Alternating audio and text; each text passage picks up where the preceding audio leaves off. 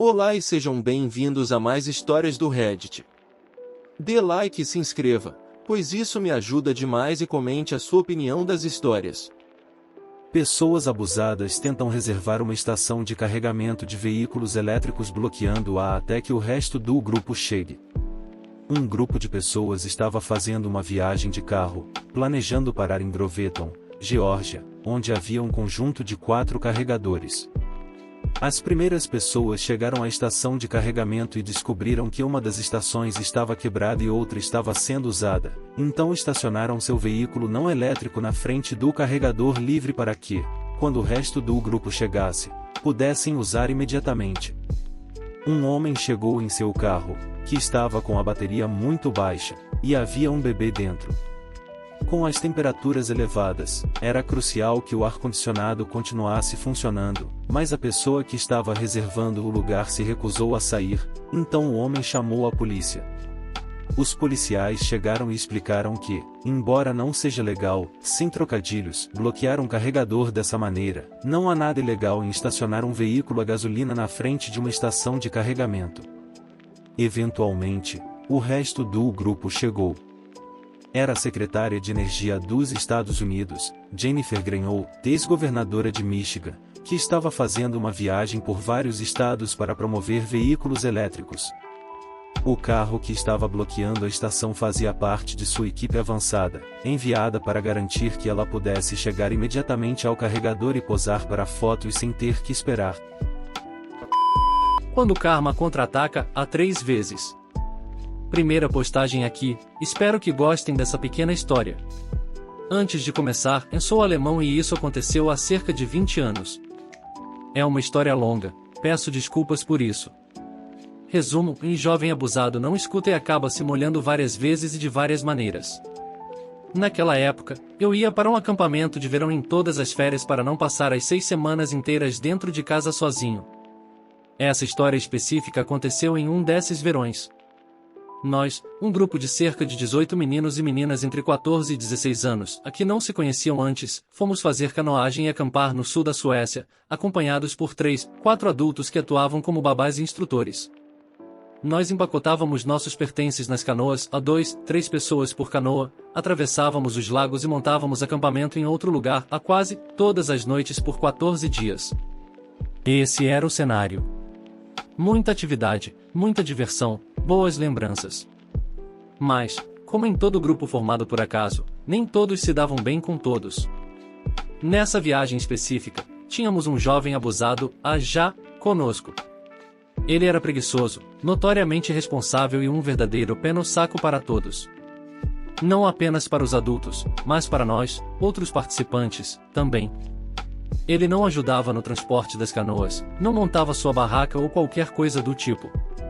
Para a maioria dessas tarefas, ele tinha seus 2 capangas, provavelmente 2 amigos que ele conhecia de antes, mas nunca descobrimos a relação deles. Ele preferia sentar-se à beira do lago, fumar seus cigarros, na Alemanha, é permitido fumar aos 16 anos, mas não na Suécia, e tentar pescar, ele nunca pegou nada. Conforme a viagem avançava, seu comportamento exigente, precoce e preguiçoso era irritante. Mas o karma nos vingou. Enquanto tivemos um tempo fantástico, ensolarado e quente, as 2 ou 3 semanas anteriores foram chuvosas e frias. Isso resultou em um nível de água mais elevado nos lagos e canais. Portanto, a corrente também estava um pouco mais forte do que nos anos anteriores. Então, um dia, talvez o dia 6 ou 7, tivemos que tirar nossas canoas da água para passar por uma eclusa. Em concordância com todos, foi decidido que as canoas seriam colocadas de volta na água em um determinado lugar. As primeiras 3 canoas entraram sem problemas. Não o nosso já. Ele não queria fazer como os outros decidiu colocar a canoa em outro lugar a apenas 2 metros ao lado do local decidido. Todos os avisos sobre a corrente muito mais forte ou terreno desfavorável foram ignorados. Então, seus 2 capangas entraram na canoa, tentaram mantê-la estável enquanto ele tentava entrar. Mas ele não conseguiu. Foi quando o karma atacou pela primeira vez. Ele perdeu o equilíbrio por causa da forte corrente e balançou sobre a canoa, tombou e a canoa virou. Já, seus capangas e todas as suas coisas, embaladas à prova d'água, foram para o rio. Todo o grupo deu boas risadas, e a maioria das coisas pôde ser recuperada, apenas as varas de pescar nunca reapareceram. Os meninos conseguiram algumas roupas secas, embalaram sua canoa, a não sem um ataque de raiva do já por causa de suas varas de pescar, e a viagem continuou. Mas, como já estava irritado, ele e seus capangas não embalaram a canoa como deveriam. Isso significa que suas bolsas e barris à prova d'água foram empilhados soltos uns em cima dos outros ou colocados em pé em vez de deitados. Eu mencionei o nível elevado da água? Houve o segundo ataque do karma naquele dia. Passamos por uma ponte sobre o canal. Devido ao nível da água mencionado, o espaço entre a água e a ponte era muito estreito. Alguns de nós tiveram que se agachar nas canoas para passar por baixo da ponte. Já e seus capangas foram avisados sobre os potenciais problemas com a bagagem, mas não ouviram.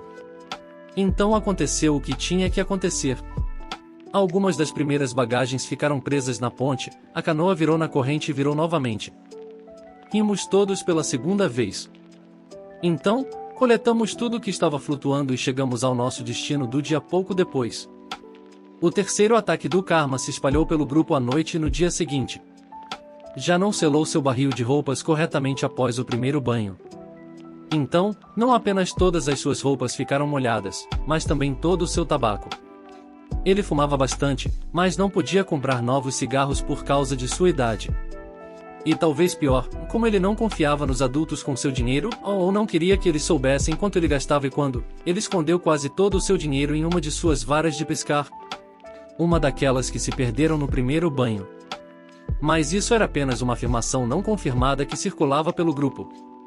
Mais tarde, ele foi enviado de volta para casa, ou pelo menos para a base, por causa de seus ataques verbais e físicos aos adultos e outros membros do grupo, e tivemos um resto de viagem muito agradável.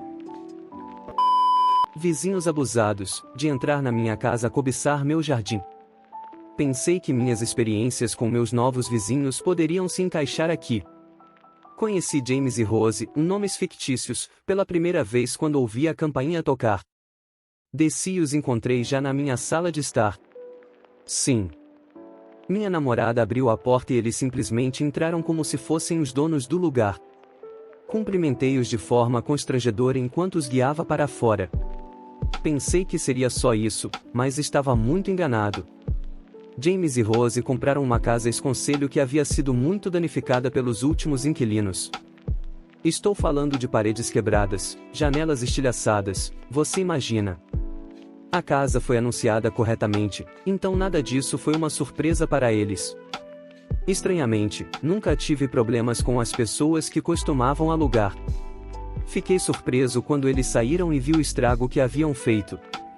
James e Rose decidiram que eu os ajudaria e tiveram a audácia de vir com um contrato que elaboraram, afirmando que os construtores deles poderiam usar meu jardim, meu banheiro e que eles poderiam usar minha cozinha sempre que precisassem até a deles ser instalada.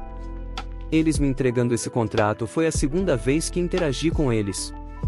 Fui até lá e disse que era absurdo e para enfiarem o contrato onde bem entendessem. Eles não ficaram satisfeitos e bateram a porta na minha cara.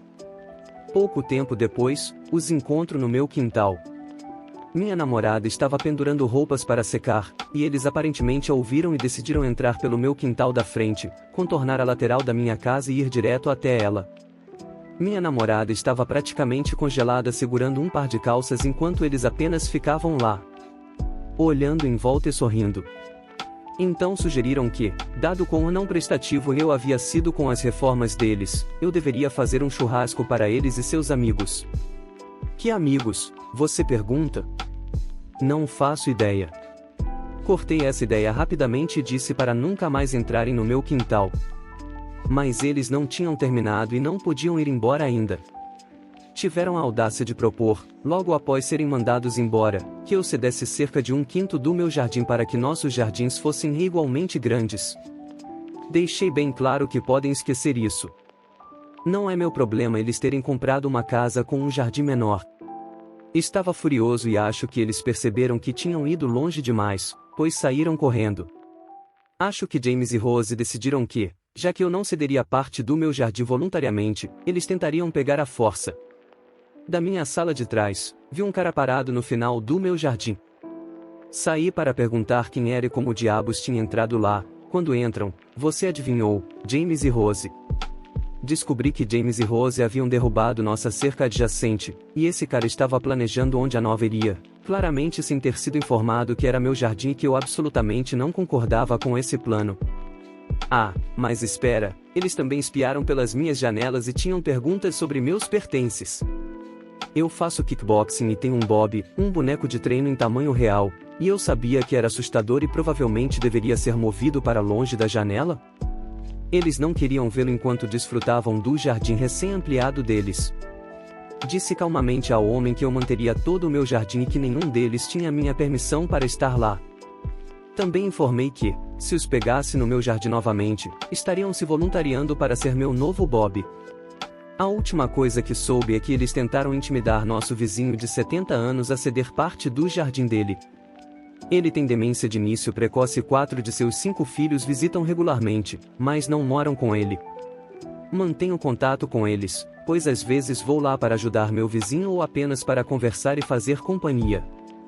Ele é um cara muito legal e ouvi-lo chateado com algum contrato e perdendo o local onde fica seu galpão me deixou lutando para não ficar furioso. Uma mensagem para seus filhos e essa bobagem foi rapidamente encerrada. Nunca pensei que encontraria pessoas tão abusadas, mas aqui estamos. Obviamente, James e Rose têm mantido distância desde meus avisos muito explícitos, que se estendem a incomodar nosso querido vizinho idoso também. Minha namorada voltou a pendurar roupas para secar do lado de fora, mas ela não abre a porta da frente sem verificar a câmera Ring primeiro agora, só para garantir que não sejam eles. Alguém mais já lidou com vizinhos infernais assim? Edit, esqueci de adicionar. James e Rose também concretaram todos os jardins da frente e de trás e depois arranjaram 4 gatos. A quantidade de fezes de gato que tenho que recolher todos os dias é absurda. Comecei a recolher e jogar os sacos na entrada da garagem deles. Edit 2, James e Rose são odiados por aqui. Um cara chamado Jim é nosso faz tudo local. Ótimo em todas aquelas coisas que você não consegue fazer, não tem as ferramentas ou habilidade para gerenciar. Aparentemente, depois do primeiro trabalho, ele dobrou sua taxa diária apenas para eles. Ou eles não o contratam, ou ele recebe o dobro do dinheiro, ele só ganha nisso. Obrigado por assistir até aqui. Não se esqueça de comentar sua opinião e se inscrever para me ajudar a bater a meta de 1000 inscritos. Até a próxima!